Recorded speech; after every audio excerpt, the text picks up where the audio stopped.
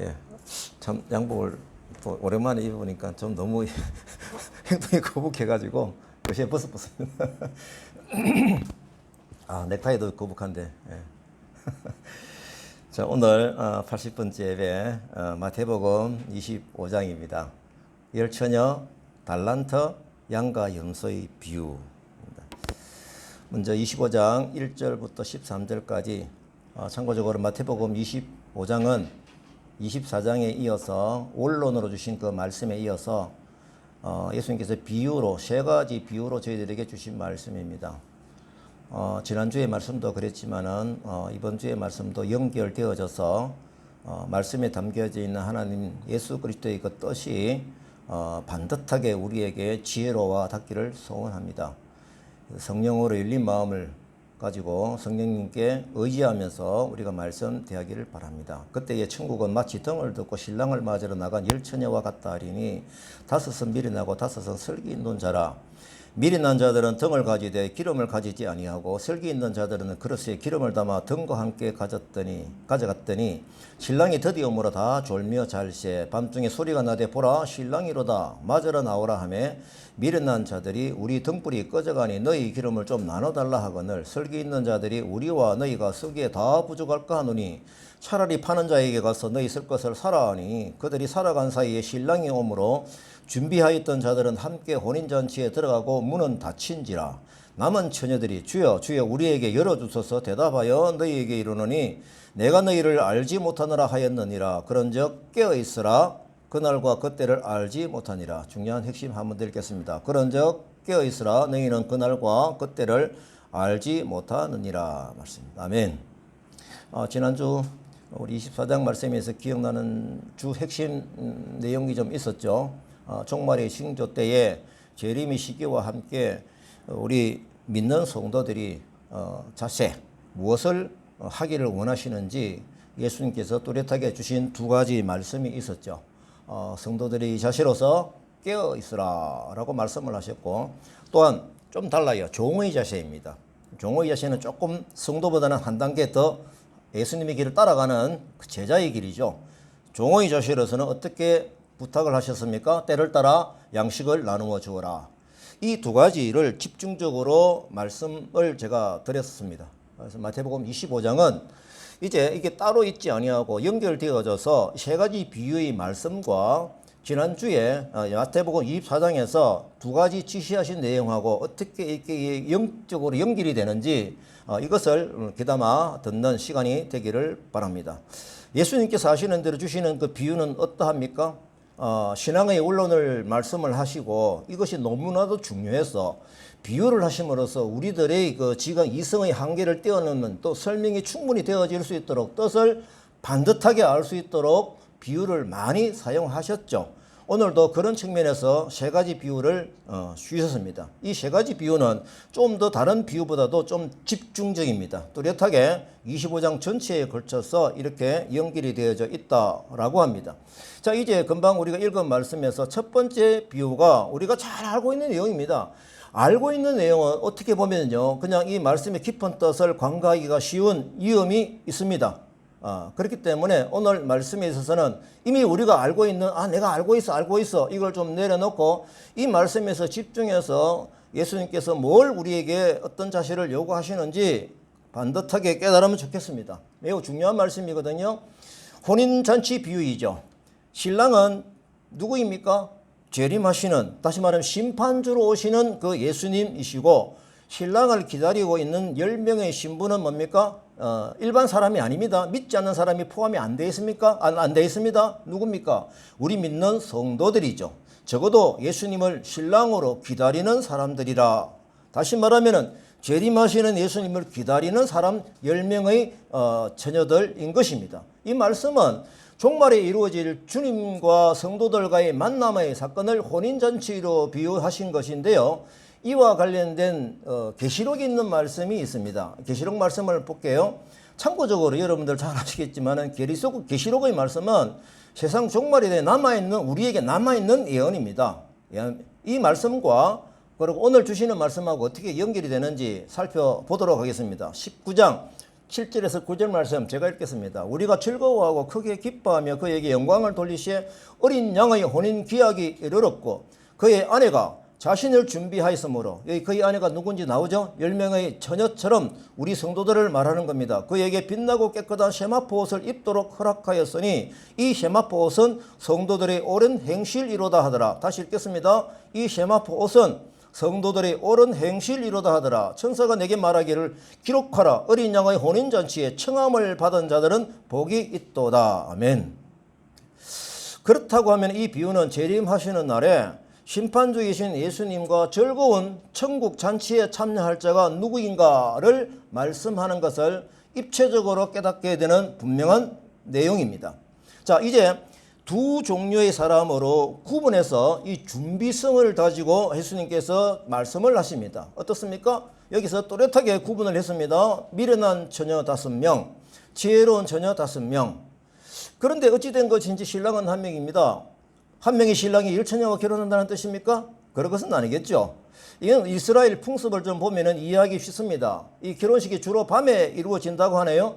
당시에는 시계가 존재하지 않았으니까 기다리는 시간이 좀 길 것이다 라는 거기 때문에 롱타임으로 기다리고 있는 것입니다. 초저녁일지 아니면 늦저녁일지 아니면 새벽녘일지도 몰랐을 것입니다. 일단 신랑이 도착하는 시간이 되어야 예식이 시작이 되는 것이죠. 왜? 신랑이 주인공이잖아요. 또한 신랑은 지금 신부집에 오는 거기 때문에 자기 동네가 아닙니다. 길을 가다가 좀 이게 내비게이션도 없으니까 뭐 헤매도 할 수도 있겠죠. 그러니까 충분히 늦어질 수 있는 상황이다라고 하는 것입니다. 그러니 신랑이 신부집에 찾아오는 밤에 들어오니까 이스라엘 풍습에는 뭡니까? 동구 밖까지 나가가지고 신랑을 안내하여 우리 동네에 오면 저 입구에서 신랑을 안내하며 돌아오는 풍습이 그 이스라엘 나라에 있다고 합니다. 그래서 10처녀는 등불을 들고 나가서 신랑을 맞이하여 혼인식장을 안내하는 역할이다 라는 것을 우리가 충분히 알 수가 있다라고 하는 것입니다. 이제 요즘의 시각으로 보게 되면 이 10처녀는 누구입니까? 아까 제가 말씀을 읽을 때도 말씀을 드렸는데 예수님을 주님이라고 부르며 또 교회에 출석을 하고 있는 사람인 것입니다. 이 분명히 아셔야 되거든요. 근데 이 중에서 딱 두 그룹으로 나누어집니다. 중간이었습니다. 지난주에도 제가 말씀드렸죠. 회색지대는 없는 것입니다. 기름을 준비하는 지혜로운 신부 5명, 충분히 준비하지 못한 미련한 5명의 선부. 여기도 보면은 미련하다, 지혜롭다라고 예수님께서 분명히 앞에다가 붙여주셨습니다. 그런데 이 결과를 보면은 지혜로움과 그 다음에 미련한 차이가 무엇이었습니까? 신랑을 오는데 기다리지 않고 자기 집에 있는 그것이 아니고요. 기다리고 있었죠. 문제는 어디에서 갈라집니까? 충분한 기름을 준비하였다, 준비하지 못하였다 이겁니다. 그런데 결과적으로 심판주이신 예수님은 그들이 결국은 기름을 사러 갔다가 그 타이밍을 놓쳐버린 겁니다. 그런데 예수님은 늦게 왔구나. 그래 이제 들어와 문을 열어주시는 것이 아닙니다. 예수님은 뭐라고 얘기하셨습니까? 그들을 모른다입니다. 다시 말하면 회복의 기회가 없이 여기서 주시는 대로 지옥에 간다는 그런 이미지인 것입니다. 이 정도이면은 교회에 출석하고 있는 지금의 우리는 충분히 준비해야 될 그 기름이 무엇인지를 꼭 알아야 됩니다. 반드시 알아야 됩니다. 언제 오실지, 그러나 반드시 오시는 신랑이신 예수님을 지혜롭게 기다려야 하기 때문입니다. 예수님은 이 비유를 하심으로써 우리의 영성이 어때야 함을 가르치고 계시는 것이죠. 그러면은 두 종류의 처녀들의 차이점에 따라서 어떤 우리가 교훈을 받아야 하는 것일까요? 기름을 충분히 예배하여서 늦은 저녁까지 새벽녘까지 또 등불을 꺼지지 않게 기다릴 수 있게 하는 중간에 꺼지지 않게 하는 이 지혜가 무엇이냐라고 하는 것입니까? 그러면은 여기서의 강조점이 무엇인 게 분명히 드러나죠. 기름을 충분히 준비하여라입니다. 기름을 충분히 준비하여라입니다.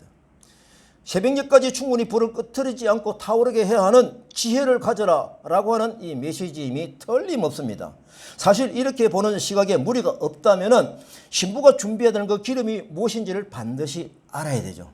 깊이 생각을 해보셨습니까? 나는 당연히 지혜로운 5명이라고 들어간다고 당연히 생각을 하는데 그 당연함이 무너지는 시간이 될 것입니다.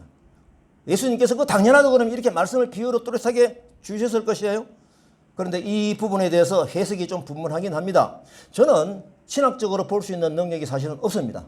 하지만 제가 지난주에 말씀을 드린 대로 2014년 4월 달에 종말의 때에 하나님께서 제가 묻는 기도를 하게 하셨고 또 묻는 기도에 따라 말씀으로 안내해 주신 것이 뚜렷하게 있었거든요. 그래서 마태복음 24장을 보게 되었던 것입니다. 하나님, 이때 제가 무엇을 하면 좋겠는지 알려주십시오 라고 묻는 기도를 했을 때 마태복음 24장을 보게 하셨고, 지난주에 말씀으로 제가 증언을 드렸습니다. 제가 25장 말씀은 그때 읽었던 것이 아닙니다. 그 이후에 말씀하고 연결되어진 것을 가지고 아하, 이거구나 라는 것을 깨닫게 되었던 것입니다. 자, 그러면은 깨어있으라 라고 하셨고, 그 깨어있으라의 뜻이 지난주에 말씀을 드렸죠. 뭐였습니까? 하나님께서, 성령님께서 저러하게 깨닫게 하신 것이 묻는 기도를 했을 때 하나님 주신 응답은 무엇입니까? 기도하라였죠. 이 기도는 또 어떤 기도였습니까? 제가 어떤 기도를 하면 좋겠습니까? 라고 묻는 기도를 했을 때 하나님께서는 다니엘의 기도를 봐라 라고 뚜렷하게 제게 생각을 주셨어요.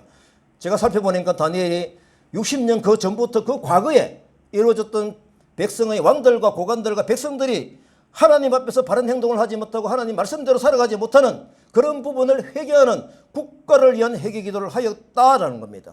그때 그 기도를 한 후에 하나님이 너무 기뻐하셔가지고 가브리엘 천사를 보내가지고 네가 기도 시작할 시점에 하나님께서 나를 보내셨다. 너에게 지혜와 총명을 주러 왔다. 이거였지 않습니까? 말씀을 기억하십시다. 자, 저는 그때부터 지난주에 말씀드린 대로 매일 나라를 위해서, 교회를 위해서 기도하고 있습니다. 이 기도가 하나님의 안타까움을 품는 마음, 준비하는 기름이겠다라는 생각을 저는 분명히 가지고 있습니다. 하나님 뭘 기뻐하실까요? 정말 네가 내 마음을 아는구나. 이 시대를 바라보는 죄의 해결을 하여야 될 내 마음을 네가 알고 지금 국가를 위해서 기도하는구나 라는 것을 하나님이 얼마나 기뻐하실까입니다. 결국 이 마음은 우리 안에 성령 충만한 삶이면 자연스럽게 일어나는 반응이 될 것입니다. 제가 이 부분에 대해서 제가 존경하는 또 영적인 멘토이신 이강천 목사님께서 책을 쓰신 것이 있는데 이 부분에 대해서 글을 쓰셨더라고요. 제가 이 부분을 집중해서 읽어보고 제가 아하, 똑같은 얘기구나. 제가 그분이 책에서 기록한 말씀을 제가 좀 대언하듯이 말씀을 드리도록 하겠습니다. 그 책에서도 이 기름이 무엇일까라는 질문을 가지고 말씀을 하셨더라고요.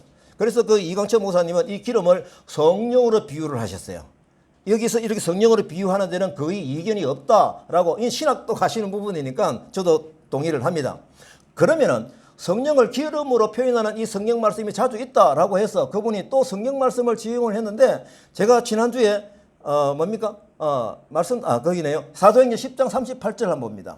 하나님이 나사렛 예수에게 성령과 능력으로 기름부터 타셨으며, 고린도후서 1장 21절 22절입니다. 우리에게 기름을 부으신 이는 하나님이시니 그가 또한 우리에게 인치시고 보증으로 우리 마음에 성령을 주셨느니라. 이 말씀으로 근거해서 여기서 말하는 기름은 성령이구나 라는 것에 대해서 그 이강천 목사님이 주장을 해 놓았습니다. 자, 이 성령, 기름으로 할 때 이 성령으로는 무엇입니까? 저는 여기서 좀 더 깊이 저희들이 들어가게 된 계기가 있었던 것이죠. 우리가 기도할 때 어떻게 기도한다고요? 성령으로 기름을 부어주십시오. 이 말씀이 여기 있지 않습니까? 그러면은 깨어있으라 말씀과 기름을 준비하라 라는 무슨 관계가 있고, 깨어있다라고 하는 것은 어떻게 깨어있어야 하는 실천적인 것이 무엇이냐라는 것입니다. 어떻게 보면 성령 충만하면 일어나는 반응들은 여러 가지가 있을 수 있죠. 병자를 해서 기도하면 병자가 낫기도 하고요. 하나님 말씀이 선포되는 강력한 힘이 있기도 하고요. 또한 하나님께서 주시는 지혜를 깨닫기도 하고요. 또 하나님의 마음을 품고 열심히 간절하게 골방이지만 기도하는 그런 마음들이 있을 때 성령 충만이다 라고 하는 것이죠. 그러면은 성령님은 저에게 알려주신 방법은 뭡니까? 성령 충만한 상태에서, 그날 제가 말씀드렸잖아요. 성령님이 임하셔가지고 성령님께 저를 코치를 하시고 안내하셨는데, 깨어 있으라 이 말이 기도하라는 말과 거의 동일한 언어, 이 사용하고 있는 것, 이 부분도 이강천 목사님께 책에서 뚜렷하게 기록을 했는데, 제가 깨어 검색을 하면서 찾은 성경하고 똑같습니다. 제가 읽지는 않겠습니다. 예, 성경은 보이시죠? 그 다음 성경. 시험에 들지 않게 깨어 기도하라. 만물이 마지막에 가까웠으니 그러므로 너희는 정신을 차리고 근신하여 기도하라. 기도를 계속하고 기도에 감사함으로 깨어 있으라. 자, 그렇다면 깨어 있으라 이 말은 기도함으로 깨어 있으라가 말씀으로 명백해지는 것입니다. 그래서 저는 준비해야 되는 기름이 성령이라면, 성령 충만한 사람은 기도함으로 성령님과의 끊임없는 교제 가운데 있어가지고 우리의 영적인 감각, 영성이 잠들지 않게 하라는 것이겠죠. 기도하게 되면은 성령의 은혜 안에 있는 것이 되고 성령 충만한 가운데 있게 되는 것 아니겠습니까? 다시 말씀드리면은 이 기도로 기름을 넉넉하게 준비하는 일이 되는 것입니다. 예수님께서도 주기도문을 가르쳐 주시고 어떻게 기도하는가를 떡세덩이 예화를 간청하는 기도를 예화를 주신 적이 있습니다. 이건 제가 오래전에 말씀을 드렸던 부분에서 간단하게 말씀드립니다. 떡세덩이 예화, 주기도문을 주시면서 떡세덩이 예화해 주신 것은 목적은 뭐냐라고 하면 간청하는 기도를 하여라. 바로 그거였죠. 그러시면서 그 이어서 주시는 말씀이 뭐였습니까? 구하는 이에게, 찾는 자에게, 문을 두드린 자에게 마치 아비가 자식에게 주는 것처럼 다 응답하여 주신다고 약속하신 말씀이 있었습니다. 그래서 그 기도의 응답으로 주신 것이 무엇이었습니까? 마태복음과 마가복음 두 군데 나오는데 한 군데는 뭡니까? 한 군데는 뭐였죠? 성령을 주시지 않겠느냐. 마태복음에는 좋은 것을 주시지 않겠느냐. 성령님께서 주시는 것, 이것이 무엇인지 이 말씀을 연결해 보게 되면 오늘 기름을 준비해야 하라고 하는 그 기름이 무엇인지가 분명해지는 것입니다. 누가복음 11장 13절 말씀 봅니다. 너희가 악할지라도 좋은 것을 자식에게 줄 줄 알거든 하물며 너희 하늘 아버지께서 구하는 자에게 성령을 주시지 않겠느냐. 마태복음에는 좋은 것을 주시지 않겠느냐. 그렇죠. 성령님 주시는 것이 뭡니까? 좋은 것이죠. 아멘입니까? 결국 말씀과 기도로 성령 충만한 삶을 사는 것은 성도의 삶에 있어서 필연적으로 요구되는 것입니다. 이건 선택이 아닙니다. 그 이유는 예수님께서 심판하실 때 중요한 체크 포인트를 삼고 있기 때문에 그렇습니다. 다시 한번 본문 말씀을 확인합니다. 마태복음 25장 12절입니다. 대답하여 이르되 진실로 너희에게 이르노니 내가 너희를 알지 못하노라 하였느니라. 그런즉 깨어있으라. 너희는 그날과 그때를 알지 못하느니라. 미련한 5명의 신부가 이렇게 깨어있지 못한 것에서 뚜렷한 지적을 하시면서 그들이 문 밖에서 들어가지 못하는 그런 결과가 있게 된 것이죠. 저는 개인적으로 지혜로운 신부가 준비해낸 충분한 기도임이 뭐냐라고 하는 깨어있어 다니엘처럼 세계 열방과 국가가 하나님을 대적하는 그 행위를 회개하며 그 사탄의 권세를 부수는 기도다라고 믿고 있습니다. 저는 이 기도가 하나님의 마음을 잘 아는 기도이겠다 생각하는 것이죠. 그렇다고 하면은 우리의 생각이 하나님의 생각에 가까이 가는 것이죠. 하나님께서 얼마나 기뻐하실까요? 그래서 지혜로운 사람으로 준비하는 기름이 맞다라는 저는 확신을 가지고 있습니다. 이 방향에 확신을 가지는 이유가 무엇입니까? 제가 마태복음 24장 때에 그 종말의 때에 우리들에게 요구하시는 한 가지 있었죠? 두 가지 중에 한 가지. 그런 점 뭐였습니까? 깨어 있으라 말씀을 하셨죠. 똑같잖아요. 24장에 다시 읽겠습니다. 24장 42절 그러므로 깨어 있으라. 어느 날에 너희 주가 임할지 너희가 알지 못함이니라. 자, 그러면 결론으로 주신 25장 13절 말씀 비유 중에서 뭐였습니까? 그런즉 깨어 있으라. 너희는 그날과 그때를 알지 못하느니라. 이렇게 말씀하신 것을 보게 되면은 25장에서 열처녀의 비유는 24장에서 깨어있으라라고 하신 신앙의 원론적인 요구사항을 가지시고 비유로 말씀하신 것이 분명해지는 것입니다. 자, 이제 마태복음 25장 14절에서 30절 말씀입니다. 이 부분은 두 번째 예화죠. 여러분들 잘 아는 내용입니다. 하지만 여러분들이 이미 알고 있는 그 알고 있음을 다 내려놓으십시오. 새롭게 시작하십시오. 아무것도 없는 상태에서 백지의 상태에서 오늘 말씀을 받아보시기 바랍니다. 어떤 사람이 타국에 갈 때 그 종을 불러 자기 소유를 맡긴 것 같으니 각각 그 재능대로 금 5달란트, 2달란트, 1달란트를 각각 주고 떠났습니다. 5달란트 받은 자는 장사하여 또 5달란트를 남기고 2달란트 받은 자도 2달란트를 남겼으되 1달란트 받은 자는 땅을 파고 그 주인의 돈을 감추어 두었더니 오랜 후에 주인이 돌아와 그들과 결산할 시에 5달란트 받았던 자는 5달란트를 남겼나이다.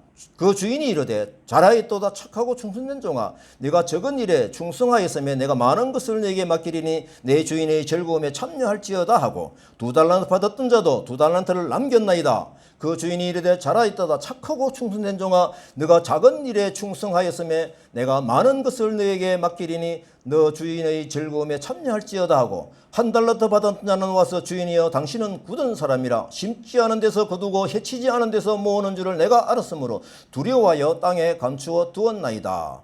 악하고 게으른 종아, 나는 심지 않은 데서 거두고 해치지 않은 데서 모으는 줄을 내가 알았느냐? 그러면 너가 마땅히 내 돈을 치리하는 자들에게나 맡겼다가 내 원금과 이자를 받게 하였을 것이니라 하고 그 한 달란트를 빼앗아 10달란트 가진 자에게 주라. 이 무익한 종을 바깥 어두운 데로 내쫓으라. 거기서 슬피 울며 이를 갈리라 하니라.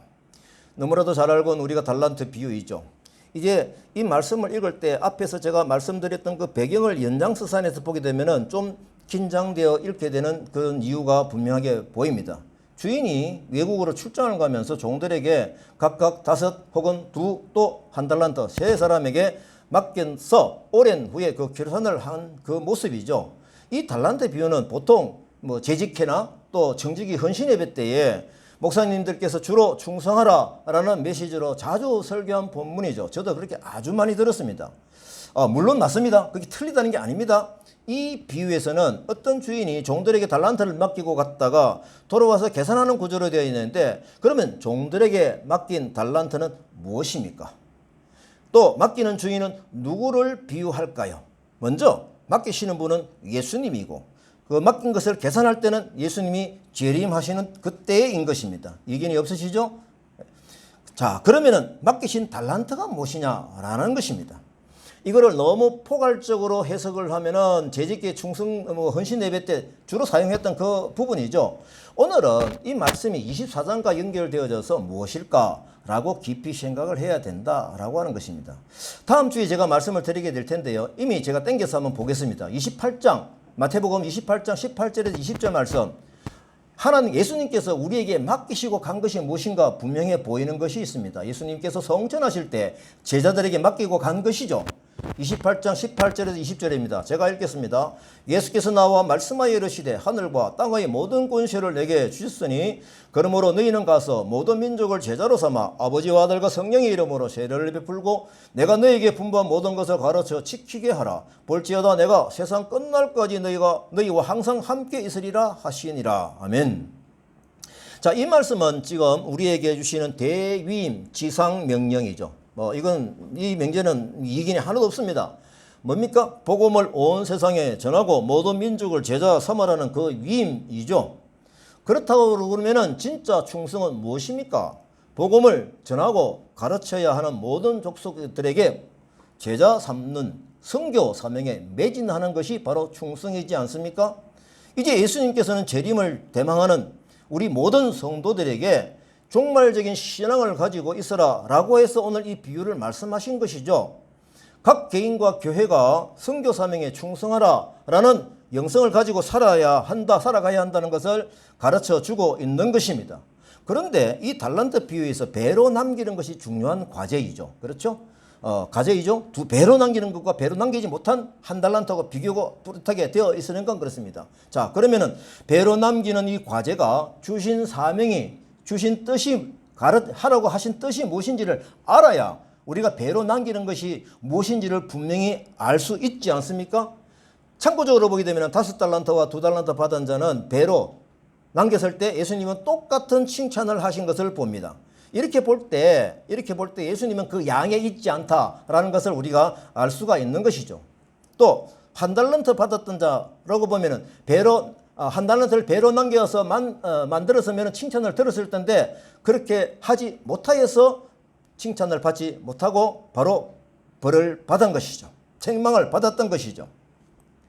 자, 그렇다고 해서 우리가 배로 남긴다 했을 때 내가 뭐 한 사람만 전도하면 된다라고 하는 것은 아니죠. 배로 남기는 원리로 살아가야 된다라는 것입니다. 제가 만약에 이 부분에 대해서 지금 현재 1달란트가 보면 상당히 억울할 것 같아요. 어떻게 보면요. 그러면 그 심정을 가지고 제가 배심원의 입장에서 보게 되면은 이 정도 지옥에 갈 정도는 아닌데 라는 마음이 살짝 있어요. 근데 심판주이신 예수님 판단에 따라가야 하잖아요.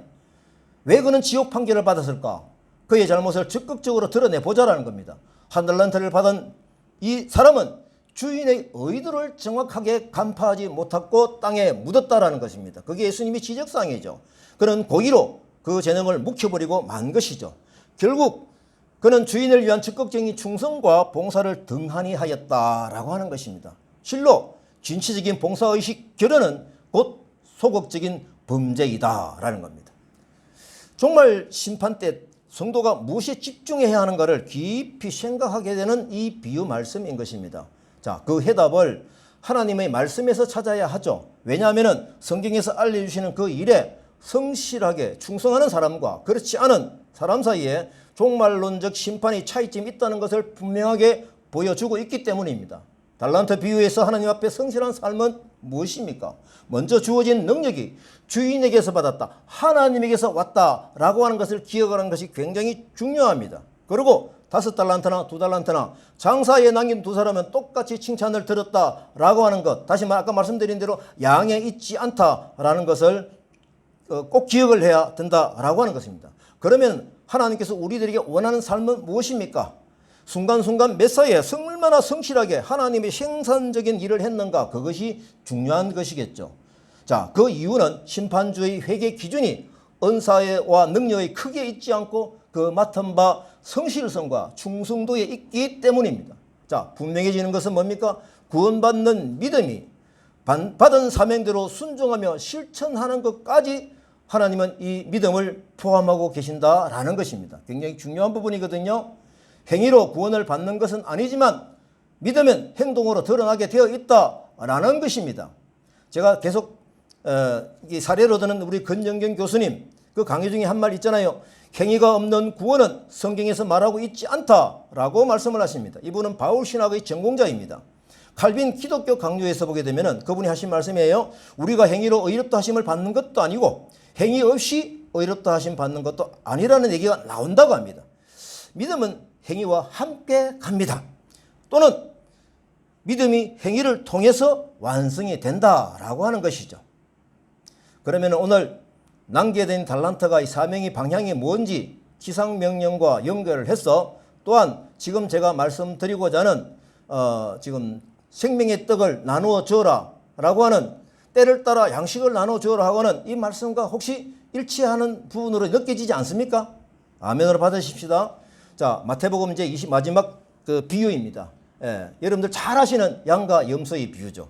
이 부분도 마찬가지로 이미 여러분들 알고 있는 그 모든 배경을 다 내려놓으십시오. 지극히 작은 자에게 생명의 떡을 제가 이렇게 제목을 붙여봤습니다.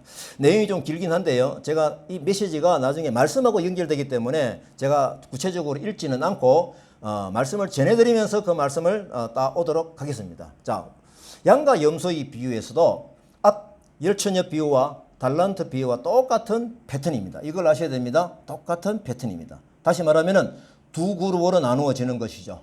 결국 심판대 앞에서 천국과 지옥으로 나누어지는 결과가 있는 것입니다. 이 점이 똑같습니다. 25장 35절 너희는 내가 배고플 때에 먹을 것을 주었고 내가 목마를 때 마실 것을 주었으며 내가 나그네 되었을 때 나를 맞아 들였다. 이게 누구에게 하시는 말씀이었어요? 양에게 하신 말씀이죠. 40절입니다. 왕이 대답할 것이다. 내가 진실로 너에게 말한다. 무엇이든지 너희가 여기 있는 내 형제들 중 가장 보잘것없는 사람에게 한 것이 곧 내게 한 것이다. 배고플 때 목마를 때 나그네에게 먹을 것을 주었다. 이것이 바로 내게 한 것이다. 예수님이 시선이 머무는 곳이다 이것이죠. 그 다음에 이제 염소에게 얘기합니다. 비교의 과정을 가지고 보시기 바랍니다. 41절 그러고 나서 왕은 왼쪽에 있는 사람에게 말할 것이다. 이 저주받은 사람들아, 염소입니다. 내게서 떠나 마귀와 그의 부하들을 위해 마련된 영원한 불 속으로 들어가라. 지옥이죠. 너희는 내가 배고플 때 먹을 것을 주지 않았고 내가 목마를 때 마실 것을 주지 않았다. 그들 역시 대답할 것이다. 주여, 주께서 배고프시거나 목마르시거나 나그네 되시거나 헐벗으시거나 병드시거나 감옥에 갇힌 것을 언제 우리가 보고 돌보지 않았다 말씀입니까? 깜짝 놀라는 거죠. 왕이 대답합니다. 내가 진실로 너에게 말한다. 무엇이든 너희가 여기 있는 사람들 중 가장 보잘것없는 사람에게 하지 않은 것이 곧 내게 하지 않은 것이다. 그러므로 그들은 영원한 벌에, 의인들은 영원한 생명에 들어갈 것이다. 배경이 똑같습니다. 여러분들 양이 되고 싶습니까? 염소가 되고 싶습니까? 시작. 시작. 예. 당연히 근데요. 우리가 보통 이 말씀을 들을 때 우리는 당연히 양이라고 생각해요. 넉넉하고 편안하게 생각합니다. 당연히 우리가 양이지. 그게 나오는데 지금 예수님이 이 말씀을 주셨을 때 옆에는 누가 있습니까? 제자들만 있습니다. 맞죠? 미국 사람 맞죠? 그죠? 제자들하고만 있습니다. 양이 되어야죠. 충국 문제이니까요. 이것은 라면을 먹느냐 아니면 부페를 먹느냐 이런 문제가 아닙니다. 염소과이면은 뭡니까? 영벌로 지옥의 이미지죠. 양과이면은 뭡니까? 영생으로의 심판의 결과가 분명하게 있다고 말씀을 하시는 것이죠. 자, 그러면 양과 염소가 무엇이 다른가라고 한 살펴보십시다. 무엇이 다르길래 깊이 보셔야 됩니다. 다른 것이 예수님께서 뭐라고 하셨습니까? 딱 비교되죠. 주변에 있는 지극히 작은 자에게 나그네에게 뭡니까? 먹을 것과 마실 것을 주었느냐 주지 않았느냐 바로 그 차이인 것입니다. 굉장히 간단합니다. 자, 그러면은 불쌍한 사람에게 빵을 주면 될까요? 여기서 예수님이 비유하신 먹을 것이 무엇입니까? 빵입니까? 쌀입니까? 이것과 함께 우리가 믿고 누리고 있는 생명의 빵입니까? 무엇이겠습니까? 물론 빵이 아니다, 쌀이 아니다라고는 할 수는 없습니다. 그런데 대체적으로 제가 이 본문을 가지고 말씀을 들었을 때 구제의 날에 구제의 메시지로 제가 굉장히 많이 들었습니다. 그런데 제가 24장의 말씀을 깨닫고 보니까 보는 시각이 달라져요. 전에 제가 지난주에 말씀을 드렸잖아요. 빵이 되어도 좋습니다. 하지만 여기서 말씀하시는 본문을 24장과 연결해 보니까 제가 23장에 때를 따라 양식을 나눠주라. 그 양식이 무엇일까라고 찾아갔을 때 예수님이 생명의 빵이라고 하신 많은 말씀들을 제가 배경으로 말씀을 드리면서 여기서 말씀하시는 먹을 것은 생명의 빵, 다시 말씀드리면 복음, 예수님의 복음을 전하는 예수님 자신인 것입니다. 저희들이 다카사에 그래도 참 이게 메모를 하면서 하나님 저희들은 복지와 복음을 같이 가져가겠습니다 라고 합니다. 다카의 뜻이 제가 보니까 스페인어에 보니까 달라, 그 다음에 주라, 똑같은 뜻이 있대요. 두 가지 뜻이 있답니다. 제가 얼마나 감사했는지요. 사도행전 3장 그 기록을 보더라고 기억이 딱 나더라고요. 베드로와 요한이 미문에 앉아있는 그 안전뱅이 거지가 달라 했을 때 복지를 달라 한 것 아닙니까? 근데 베드로와 요한은 뭘 줬습니까? 그들에게 하나님의 방법으로 그들을 일으켰지 않습니까? 결국은 일어남으로써 그는 먹는 것도 다 해결이 되어지겠죠. 이제 거지 인생을 떠나겠죠. 더 중요한 것은 영원한 생명의 빵을 얻어서 영원한 천국의 자리에 들어가는 그 삶으로 전환이 되어진 것이죠. 우리는 양의 마음으로 빵으로 굶주린 사람이 있으면 그들을 가서 도와서 먹을 것을 주어야 하는 것입니다. 더 중요한 것은 무엇이라고요? 생명의 빵인 것입니다. 제가 빵을 얘기하다가 떡을 얘기하다가 이게 왔다 갔다 하는데 똑같은 것입니다. 예수님이 우리를 위해 십자가를 주시고 부활하신 이 복음을 전하는 것은 바로 뭡니까? 생명의 떡인 것입니다. 그것을 나눠주는 것이죠. 예수님은 지금 배가 고프다고 하십니다. 가난한 자, 나그네 된 자, 이 사람들이 이 복음을 받아야 하는 상황을 보시면서 예수님은 그들에게 마음이 가 있다라고 하는 것이죠. 잃어버린 양들이 우리 주변에 너무 많이 있는 것을 확인을 합니다. 이 종말의 때이니 이 배고픔은 더 절실해지는 것이죠. 자, 이제 여러분들 양이 되시렵니까? 염소가 되시렵니까? 양이 당연히 되고 싶죠? 그렇다고 하면은 오늘 이 메시지에서 놓치지 말아야 할 것이 있습니다. 이 시대에서 지극히 작은 자에게 생명의 떡을 나누어 주는 것이 예수님이 지금 말씀하시는 바로 양의 무리에 들어갈 수 있는 것이죠.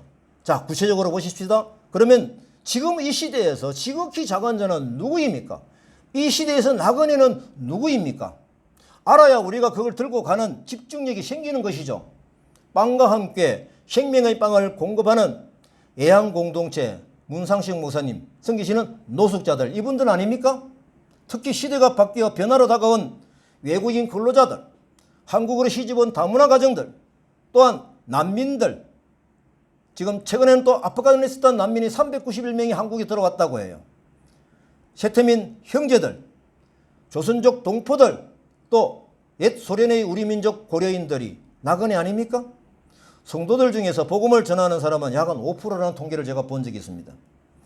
또 이제는 우리가 이 5%를 좀 더 10%, 20% 확장이 되어야 될 것이다 라고 하는 마음을 가지고 제가 이 메시지를 간절하게 드리게 되는 것입니다. 또한 복음을 전하는 선교사님들을 도우고 있는 매우 귀중한 사역이죠.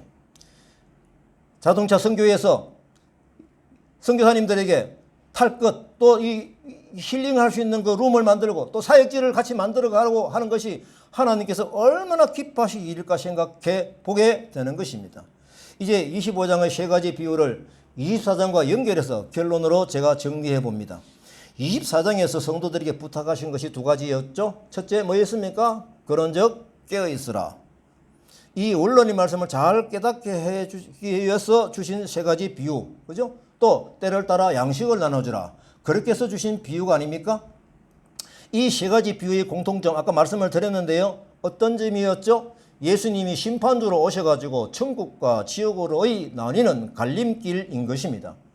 열처녀의 비유, 그 후에 남은 처녀들이 와서 이르되 주여 주여 우리에게 열어주소서. 대답하여 이르되 진실로 너에게 이르노니 내가 너희를 알지 못하라 하였으니 그런즉 깨어있으라.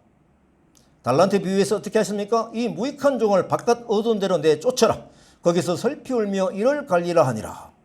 양가의 염소의 비유에서는 어땠습니까? 그들은 영벌에 의인들은 영생에 들어가리라 하시니라. 이 말씀을 구원의 교리로 다루려고 하는 것이 아니라라고 주장하는 분들이 좀 있긴 있어요. 그리스도인의 삶 또한 교회의 영성을 가르치는 것으로 보아야 한다라는 의견도 있습니다. 저는 뭐 이게 맞다 아니다 말씀드리고 싶지는 않습니다. 그리고 성경 모든 이야기를 교리로 해석하는 것은 좀 무리가 있다라고 하시는 분들도 있다고 합니다. 주님의 마음을 계시하고 있기 때문에 이 말씀이 하시는 주님의 마음이 무엇인가 이해하는 것이 중요하다라는 것이죠. 종말론적인 그리스도인의 삶, 교회 공동체의 영성은 무엇인가 하는 것인데 결국은 사랑의 영성으로 완성되는 것임을 깨달아야 하는 것이죠. 하지만 저는 구원의 교리일 수도 있다라는 의견을 따라갑니다. 차라리 의견보다는 제가 받았던 하나님의 뜻입니다. 마지막으로 구약의 이사야의 말씀을 같이 한번 보면서 보겠습니다. 우리 같이 한번 읽어볼까요? 시작. 내가 기뻐하는 금식은 흉악의 결박을 풀어주며 멍에의 줄을 끌어주며 압제당하는 자를 자유케 하며 모든 멍에를 꺾는 것이 아니겠느냐? 또 줄인 자에게 내 양식을 나누어 주며 유리하는 빈민을 집에 들이며 헐벗은 자를 보면 입히며 또 내 고륙을 피하여 스스로 숨지 아니하는 것이 아니겠느냐. 아멘? 네, 똑같은 말씀이죠. 그래서 신약성경과 구약성경 말씀은 동일성이 있더라라는 것입니다. 그리스도인은 예수님의 이 가르침을 따라가고자 하는 사람들이죠. 성도이면은 깨어있으라 적어도 하셔야 되고요. 종의 신분으로 따라가고자 하면은 때를 따라 양식을 나누어 주어야 하는 것이죠. 오늘 주신 말씀을 깊이 새기며 결국 말씀과 기도로 성령 충만해져서 그 사랑의 능력이 다른 이를 구원하고자 하는 복되게 하고자 하는 그런 선교적인 능력으로 사는 삶, 이것으로 살아가는 성도들이 되시기를 간절히 바랍니다. 아멘. 네. 자, 오늘 또 우리 코로나 위협이